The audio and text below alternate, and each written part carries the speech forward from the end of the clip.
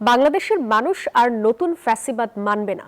যারাই ফ্যাসিস্ট হওয়ার চেষ্টা করবে, জনগণ তাদের বিরুদ্ধে প্রতিরোধ গড়ে তুলবে, জানিয়েছেন বিরোধী দলীয় নেতা ডাক্তার শফিকুর রহমান। দুপুরে রাজধানীর কাকরাইলে আইডিইবিতে সিরাতুন নবী উপলক্ষে রাষ্ট্র সংস্কারে রাসূল সাল্লাল্লাহু আলাইহি ওয়াসাল্লামের নীতি ও আদর্শ শীর্ষক সেমিনার ও রচনা প্রতিযোগিতার পুরস্কার বিতরণী অনুষ্ঠানে এই কথা বলেন তিনি। বলেন, নতুন ফ্যাসিবাদ কায়েমের চেষ্টা থেকে বিরত না থাকলে দেশের মানুষ বিগত ফ্যাসিস্টদের মতো বিতাড়িত করবে।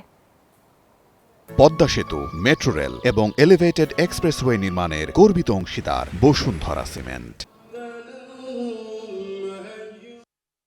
অন্তর্বর্তীকালীন সরকারের সময় জাতির দুঃখের ঘটনাগুলোকে এখানে তুলে ধরা হয়েছিল। বিশেষ একটি দেশকে, রাষ্ট্রকে খুশি করার জন্য তার অনেক উপাদান এখান থেকে গায়েব করে দেওয়া হয়েছে।